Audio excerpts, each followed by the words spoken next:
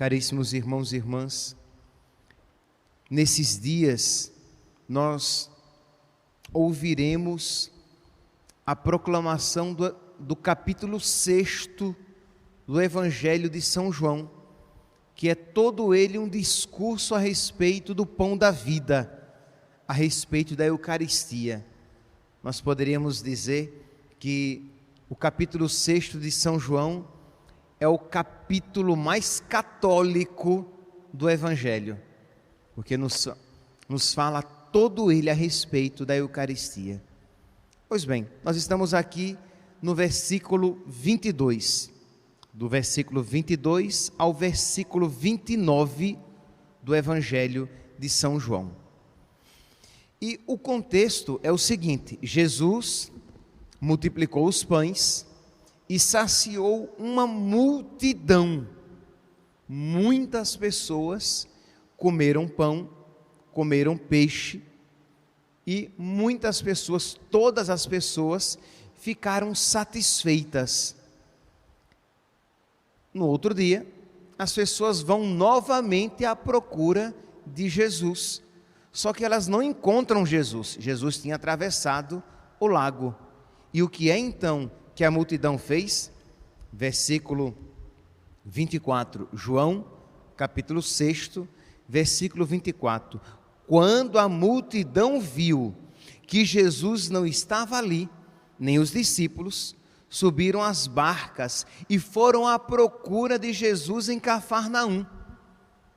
Então a multidão está sedenta de nosso Senhor. A multidão quer estar com Jesus, quer Jesus, mas quer Jesus pelos motivos errados, quer Jesus com segundos interesses. Diz então, quando o encontraram no outro lado do mar, perguntaram-lhe: Rabi, quando chegaste aqui? E Jesus nem responde à pergunta. Eles perguntam uma coisa, Jesus já vai diretamente ao assunto e diz: em verdade eu vos digo, estais me procurando não porque viste sinais, não porque creste. Lembrem que os sinais no Evangelho de São João são feitos, os milagres são feitos para levar o povo à fé. Então Jesus diz: estais me procurando não porque crestes, mas porque comestes pão e ficastes satisfeitos. Isto é, vocês estão me procurando porque eu dei de comer a vocês. Vocês estão me procurando porque eu realizei um milagre que interessou a vocês. Isto é, meus santos, um interesse materialista, né?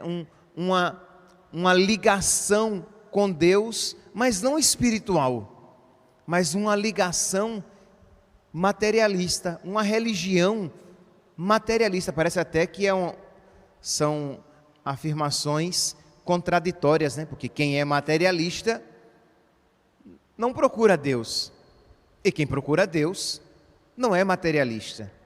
Meus santos, no campo filosófico religioso, esses conceitos sim se aplicam, mas no campo existencial nós podemos procurar a Deus simplesmente por desejos, por interesses materialistas, para pagar as contas, para alcançar uma cura, para ter um casamento, para alcançar um emprego. Isto é, procuro Deus com segundas intenções.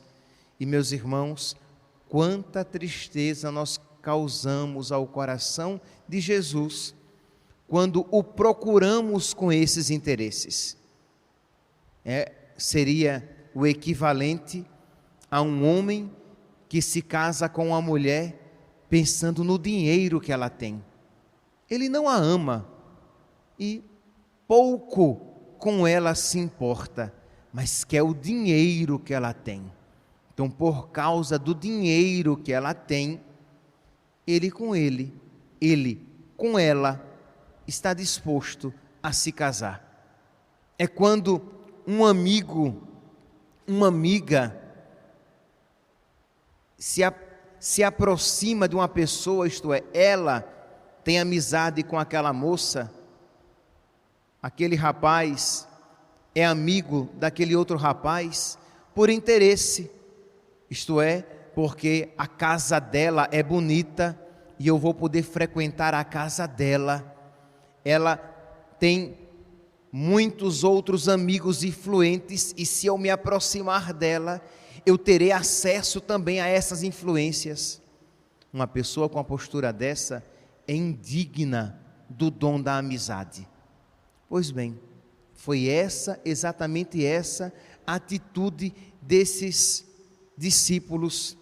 Eles foram à procura de Jesus, mas não porque tinham fé, mas porque tinham comido pão. Isto é, eles estavam satisfeitos materialmente.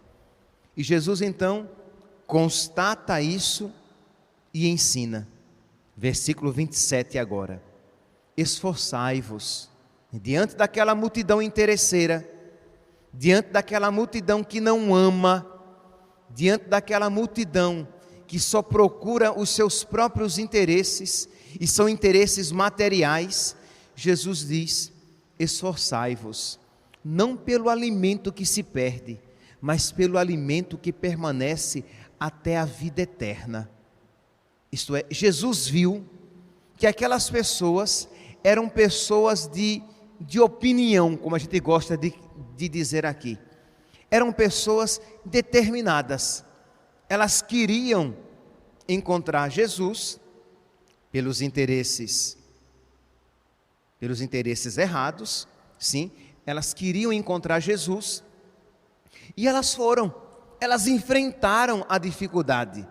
Ora, muitos poderiam dizer: vou nada, pegaram o barco, atravessaram o mar de Tiberíades, isto é, na primeira dificuldade, desanimar.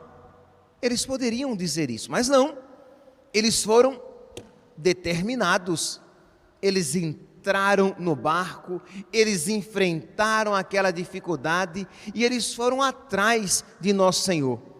Mas eles estavam determinados e empenhados e esforçando-se por algo passageiro, por algo que o pão que você come e depois volta a ter fome novamente. E Jesus diz: vocês devem se esforçar não pelo alimento que passa, vocês devem se esforçar pelo alimento que não passa. Jesus aqui, lembra que eu falei que o capítulo 6, todo ele é um discurso a respeito da Eucaristia. Então você deve se esforçar pela Eucaristia, por aquilo que não passa. Eu dizia ontem, meus santos, nos avisos finais da Santa Missa de ontem, que eu tinha observado com certo pesar a atitude de muitos aqui. Isto é, graças a Deus, as pessoas estão procurando a Eucaristia, que nós distribuímos a Eucaristia, fazemos o serviço de comunhão de segunda a sexta, das 7 às 9 da manhã, aos sábados, das 4 da tarde até às 6 da tarde, das 16 horas às 18 horas, e as pessoas estão vindo, mas não estão vindo como uma igreja cheia de domingo. Isto é, aqueles mais piedosos estão vindo, mas a grande assembleia dominical não está. Nós nos preparamos para que não houvesse aglomeração, nós nos preparamos para dar toda a segurança sanitária, mas nem está sendo necessário, porque não tem grandes multidões, as pessoas simplesmente não estão vindo procurar Jesus, não estão se esforçando para receber Jesus, não estão se esforçando para receber aquele alimento que não passa.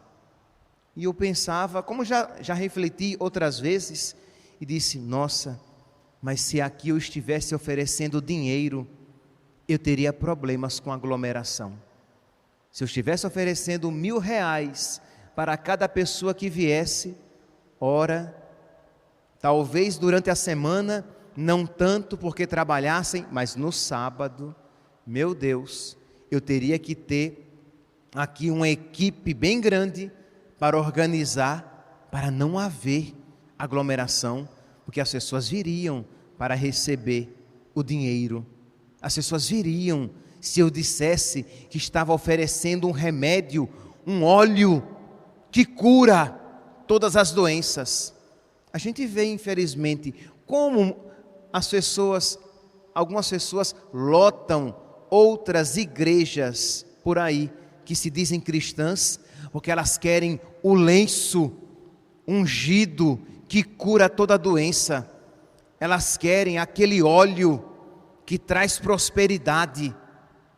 E Jesus olha e diz: vocês se esforçam pelo que passa, mas não estão dispostos a se esforçar por aquilo que não passa, por aquilo que dura até a vida eterna.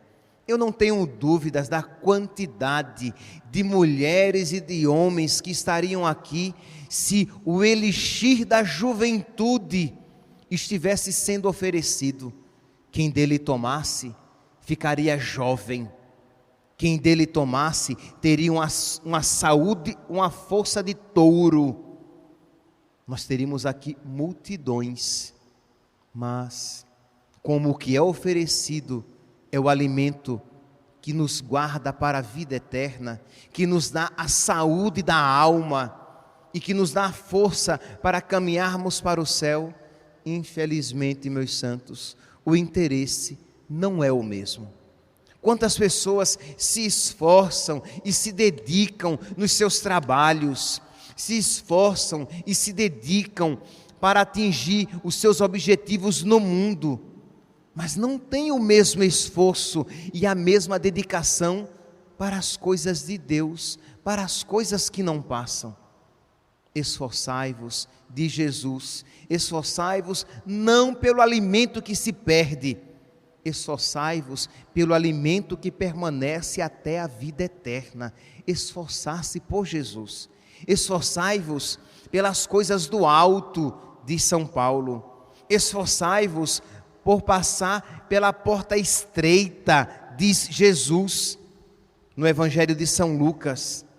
Isto é, nós precisamos, meus irmãos, pedir a Deus que Ele nos converta. Nós precisamos pedir a Deus que Ele nos dê fé verdadeira. Por quê? Porque infelizmente nós temos fé, mas uma fé ainda pequenininha. E mesmo aqueles que vêm, e mesmo aqueles que procuram, não vêm com toda a fé que deviam procurar. Vêm achando que estão fazendo um grande esforço. Vêm achando que estão fazendo uma grande coisa pela qual devem ser recompensados, quando a própria recompensa é Jesus. Você sai da sua casa e vem receber Jesus e vem como que barganhando. Olha, Senhor, estou fazendo esse esforço, o Senhor não se esqueça, depois quando eu pedir alguma coisa, de o Senhor me conceder. Mas, meu santo, o próprio prêmio é o que você vai receber. Mas você faz isso querendo outra coisa, porque no fundo você não acha que o que você recebe já é uma recompensa suficiente para o mínimo esforço que você tem. Você percebe então que essa palavra de nosso Senhor se aplica a todos. Se aplica aos que não têm fé e aos que têm fé. Se aplica aos que não vêm e se aplica aos que vêm. Porque também os que vêm não vêm com toda a fé e piedade que precisariam vir. Meus irmãos, dobremos os nossos joelhos. Meus irmãos, supliquemos a Deus a graça da fé para que sejamos agradecidos, para que digamos: Jesus, como o Senhor é bom, E eu te agradeço, Senhor, pela graça maravilhosa de poder te receber. Eu te agradeço, Senhor, porque o Senhor se fez alimento para me alimentar, para alimentar a minha alma, e eu posso te receber. E tenha misericórdia, Senhor, daqueles que poderiam, mas que por preguiça ou por outros interesses não te recebem. Eu te agradeço, Senhor, porque eu tenho fé, embora precise ter mais, mas te agradeço porque eu tenho fé e eu já busco as coisas do alto. E eu te peço perdão, Senhor, pelas pessoas que não têm buscado as coisas do alto, mas têm buscado apenas as coisas da terra. Eu te agradeço, Senhor, porque eu tenho fé, embora precise ter mais, e eu tenho rezado, Senhor, eu tenho buscado o céu nas minhas orações, e eu te peço perdão, Senhor, por aqueles que poderiam rezar e não têm rezado, Senhor, têm buscado apenas as coisas da terra, têm se esforçado apenas pelas coisas da terra e não têm se esforçado para alcançar as coisas do céu. Que Deus, meus santos, nos conceda esta sabedoria para que nós possamos de verdade nos esforçar, não por aquilo que passa, não pelo alimento que se perde, mas por aquilo que não passa, que permanece até a vida eterna. Louvado seja nosso Senhor Jesus Cristo, para sempre seja louvado.